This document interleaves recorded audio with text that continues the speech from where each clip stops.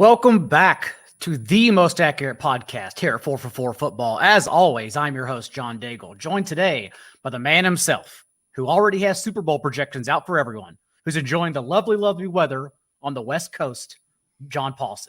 Paulsen, how's it going? It's going all right. It's February.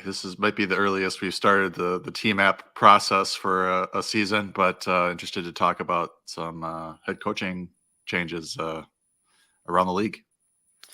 Quite literally the earliest, since the podcast used to go away around this time of year.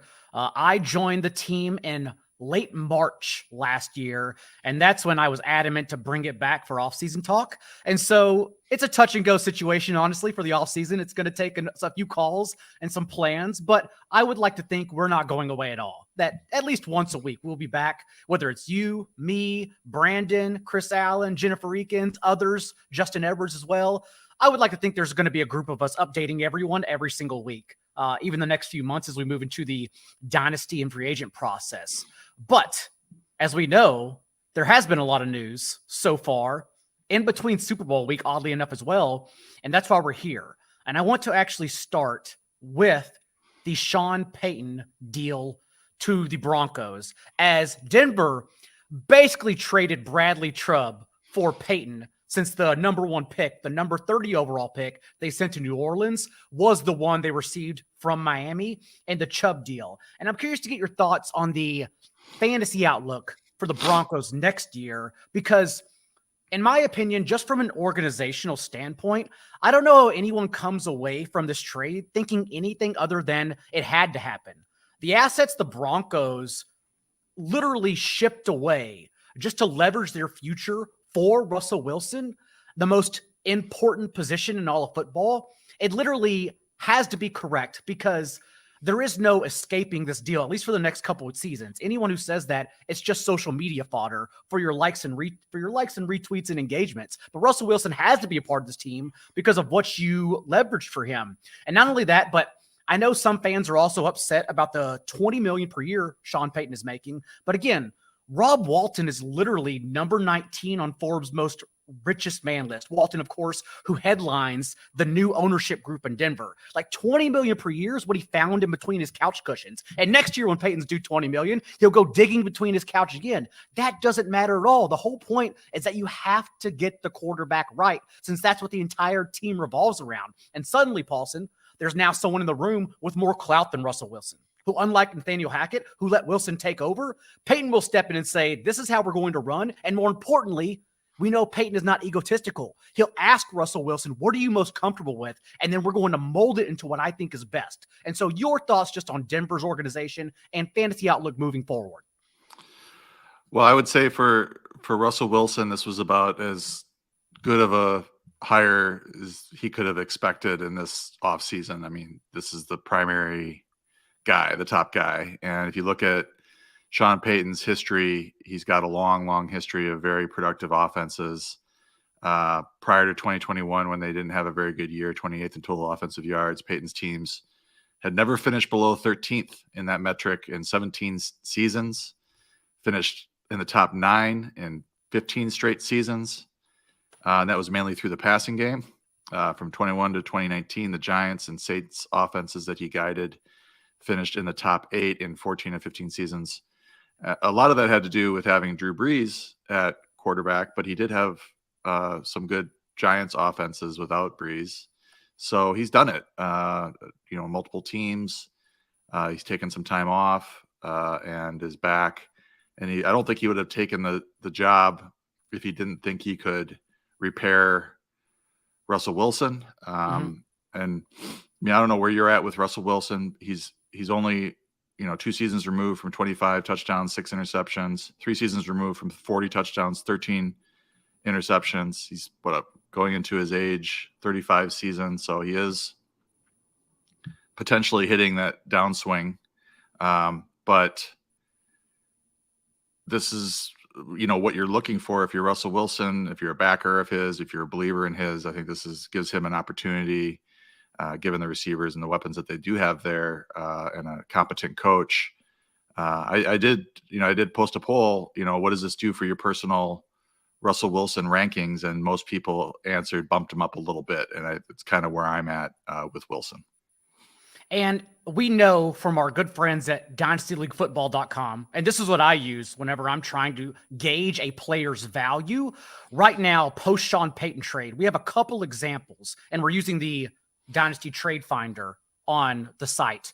And in one quarterback leagues, post Sean Payton, we see the value right now is the most recent deals. Russell Wilson for a 2023 third rounder, 2024 third rounder, and a 2024 fifth rounder. So a couple late picks. And we know 2023 draft picks this year for dynasty leagues are uber important. The first round are very hard to get, actually, which brings me to the other trade we saw.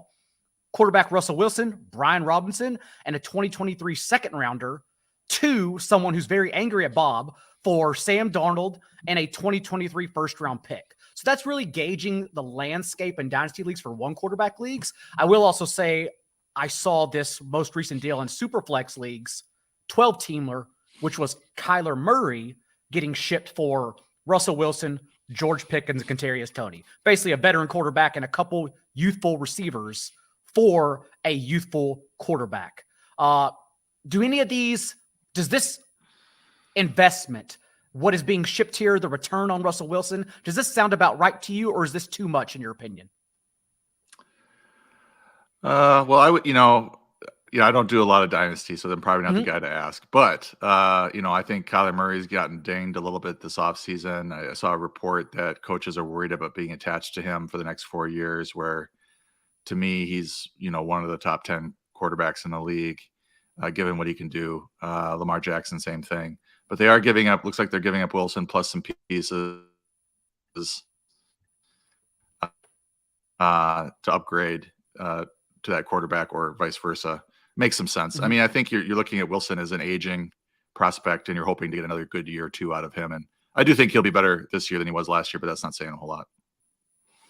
And for his current standing, Ryan McDowell, and again, our friends at Dynasty League Football have him ranked anywhere from QB 15 to QB 18 heading into the offseason, roughly being viewed around Daniel Jones, Kenny Pickett, and Kirk Cousins, just in case you're wondering about his value for the 2023 regular season, at least where we stand now.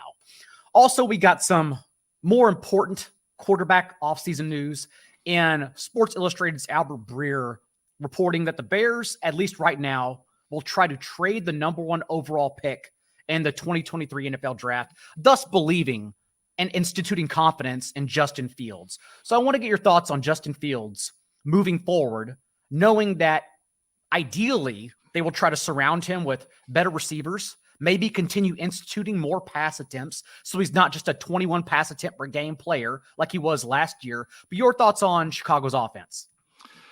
Well, I think it started off really run heavy, and they did open it up mid-season. And I looked at I saw some Darnell Mooney tweets, and people were saying that he was way overpriced at draft time, but he did post top 16 numbers from week 6 to week 11 when they did let Fields throw the ball a little bit. So I'm still sort of in on Mooney. I don't know that he's a wide receiver 1 real world.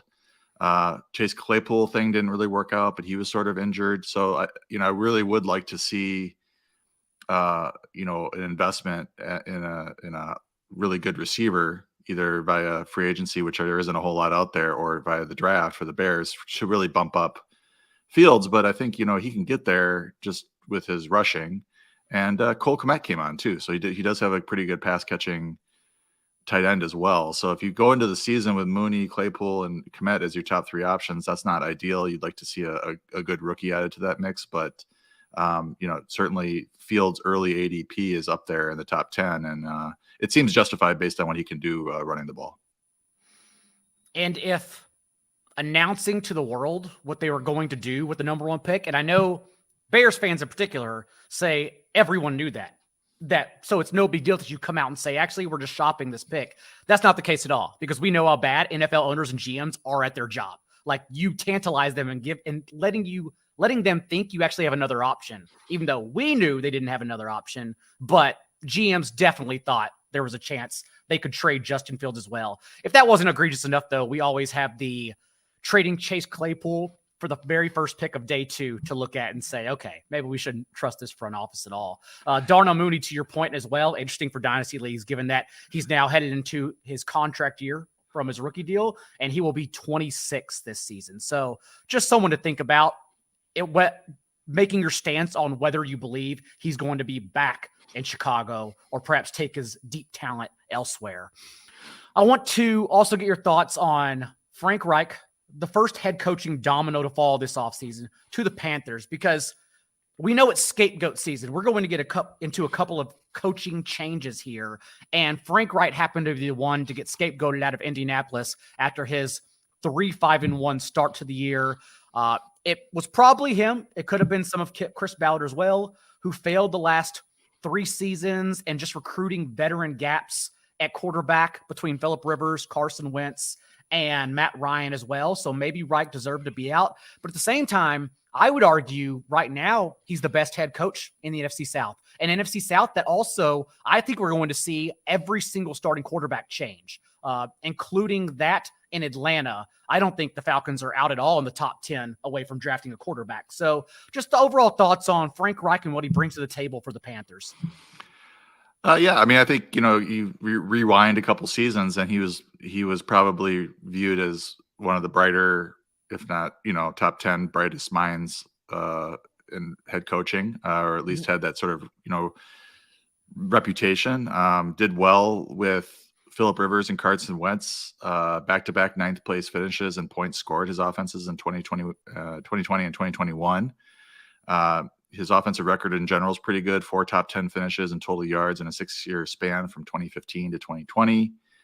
And it was really more, rushing actually than the passing game. But he did have a 3 consecutive top 10 rushing seasons. The Colts did 2019 to 2021. And people say, well, that was Jonathan Taylor. Well, it was Marlon Mack the first year. So he knows how to run the ball. So he's got that going for him. And then just looking at his receivers, and this is where I'm concerned, or a little bit like, I don't know if concern is the right word, but I'm mostly interested in DJ Moore on this team. So, you look at Michael Pittman, he had 1,082 yards in 2021. T.Y. Hilton, just 762 yards in 2020, but he was on the downswing of his career at that point. And Zach Pascal in 2019 was their leading receiver with 607 yards. So, I mean, the Pittman thing is encouraging. He was, I don't know if he's a rookie that year in 2021. I think he was. That's pretty impressive. Maybe it was his second year. Kind of having a brain fart on that right now. But for him to get to crest 1,000 yards, I think that bodes fairly well for DJ Moore, though the 2 previous seasons don't bode very well. Pittman, of course, led the entire league in curl routes last year as well, in case you were wondering why his ceiling lacked pop. So we'll see what happens in Indianapolis following Reich's departure as well. But right now, ears to the ground, I think it is Jeff Saturday again, which would be astonishing, amazing. But at the same time, Saturday knew nothing else but to use Jonathan Taylor was healthy. So at least we'll have a one-up on Jonathan Taylor's usage heading into 2023. Another scapegoat from the season was Kellen Moore leaving the Cowboys, mutual parting, quote unquote, and then literally less than 24 hours later, signing on with the Chargers instead in place of Joe Lombardi. And yes, Moore's play calling lacked creativity in Dallas. I don't think it's all his fault, but he was anywhere the last 4 years from 15th to 18th in RPOs, play action, trick plays. There really wasn't much going on, but the results he showed in his resume are what stand out the most, considering in that 4-year span. And remember, some of the stint was with Andy Dalton and Cooper Rush. The Cowboys ranked 4th in yards per play, 2nd in possessions per game, and 5th in points per drive. So again, the work Moore left in his wake speaks for itself. And now we have him working with Justin Herbert. We are hoping they get a deep receiver. DJ Chark, we are crossing our fingers for. Since I don't put Herbert's ADOT on him, I think he just looked up and saw Jalen Guyton and said, hell no, and dumped it off to Austin Eckler. So what are your thoughts overall on Moore getting to work with now Justin Herbert? Yeah, and circling back on Michael Pittman, that was 2021 was his 2nd season, so he had a 1,000-yard season under Reich. Mm-hmm. So that bodes fairly well for DJ Moore.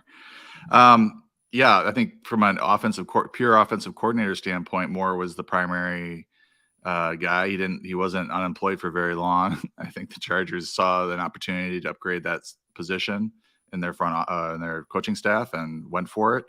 It was surprising to me that Dallas let him go, but this is sort of how it goes with head coaches that have a disappointing season. They have a scapegoat. They survive another year. Now Mike McCarthy is going to call the plays again for Dallas, and I can get into a little bit his numbers in Green Bay a little bit about that later. But as for Moore, you went through some good numbers there. His offense has finished first, 14th, first, and 11th in total yards. Did have some Dak Prescott injuries in there. 6th, 17th, first, and fourth in points scored. Top 10 numbers in both pass and rush, so it wasn't one or the other. He's good at both. And maybe lacks some creativity, and maybe he'll look himself in the mirror and maybe change some things up. But the proof is in the pudding. The offense put up points. They have a similar amount of talent as the Chargers, so the Chargers offense should be upgraded with this move. So this is definitely good for Justin Herbert and company. And then if you want to talk a little bit about Mike McCarthy and Dallas and how this move impacts him, he had Aaron Rodgers obviously in Green Bay. The Packers finished 23rd, 8th, 12th, and 14th in his last 4 seasons as the head coach, primary play caller, not counting 2017 when Rodgers only played 7 games. Give him a pass on that. So those numbers aren't great given the fact that he had, Rodgers in his prime. He and Rodgers were often at odds about what plays to run. There was stories about the receivers saying that they might run, if the receiver ran the route that McCarthy wanted, he would get into Rodgers's doghouse. So just not a healthy environment for anybody, that offense the last few years that McCarthy and Rodgers were together. Now, that doesn't mean he can't be successful in Dallas, but I don't think it's going to be an upgrade over Kellen Moore, given Moore's reputation there, or at least his track record. So it's a little bit of a downgrade. I don't have as much confidence in McCarthy with Moore out of the way. And in defense of Kellen Moore, remember, because the Cowboys are such a defunct organization, he stuck around as play caller when Mike McCarthy got hired, not because it was McCarthy's choice, but because Jerry Jones wanted to keep the OC on. Again, it's the same instance with Scott Linehan and Jason Garrett, and that the Cowboys and Jerry Jones kept the OC on despite there being a complete staffing change. Again, the Cowboys are the only organization that do that. You just mentioned Mike McCarthy's offense, though.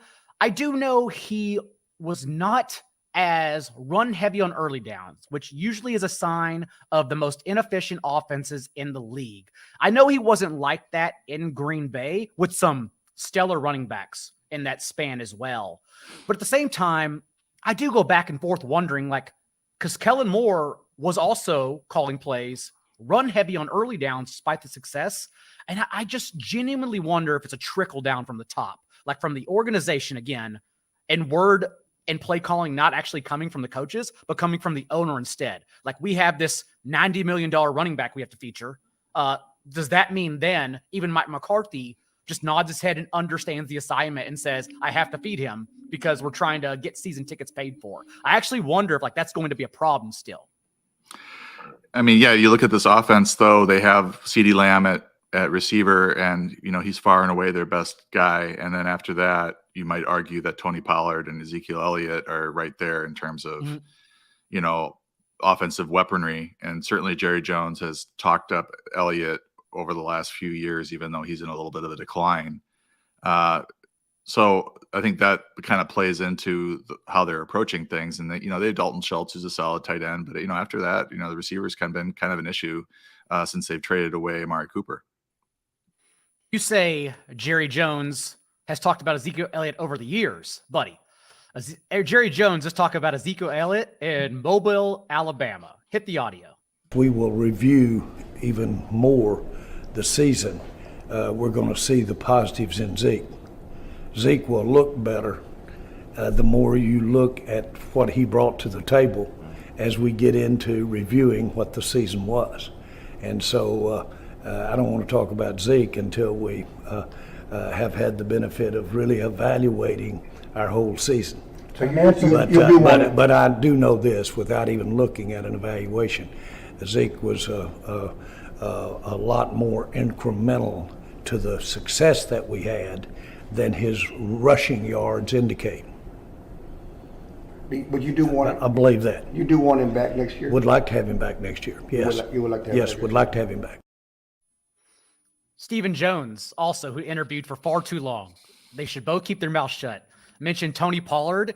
He called him literally a fans type of running back. And I guess that means if fans like running backs that can pick up 2 yards, sure. Tony Pollard is a fans type of running back.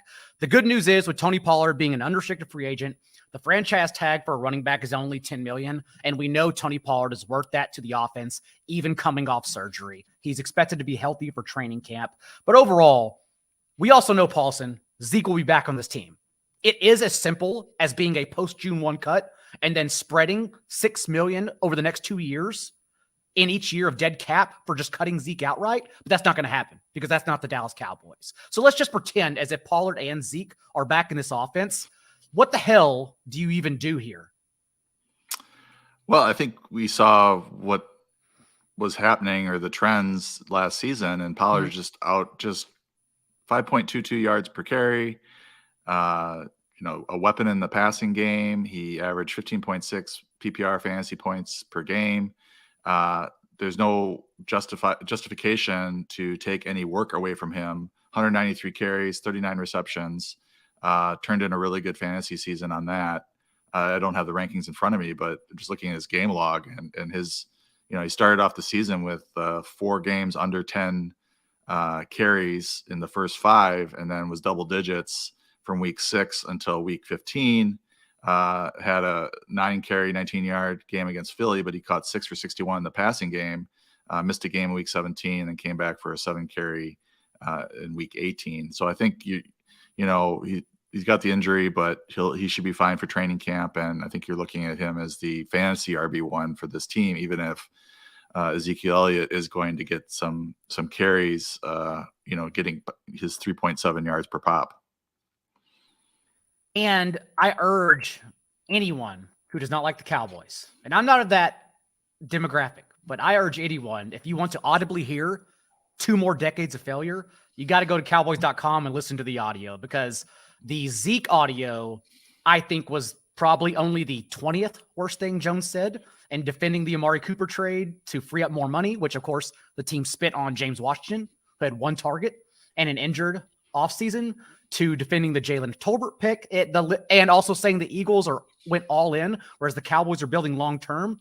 Even though the Eagles went through the Andy Reid, Chip Kelly, Doug Peterson, and Nick Sirianni eras, making the Super Bowl and conference championship before Dallas. So I urge you, go listen to the audio and pull up a drink, because it's incredible. Another big news, which everyone got to copy and paste last year's headlines from, was Tom Brady announcing his retirement after 23 seasons. And it's actually an important news for fantasy fallout, Paulsen, because we know the Bucs have led the league in pass attempts per game the past 2 years. The Bucs have been top 5 in pass attempts per game, and every season that Brady's been there. And so what happens now, in your opinion, knowing that Kyle Trask is the only quarterback under contract for the Bucs? They're obviously going to go out and get someone, but also Todd Bowles will be there with a new OC after firing Byron Leftwich. And then we should assume they had such a heavy passing volume because they had Tom freaking Brady. Like, what happens next to the offense under center? And so what are your thoughts on really Chris Godwin and Mike Evans? Because I think that's the question. The questions for dynasty leagues, everyone will have to come back to this offseason. Well, I think we have to expect it's a downgrade.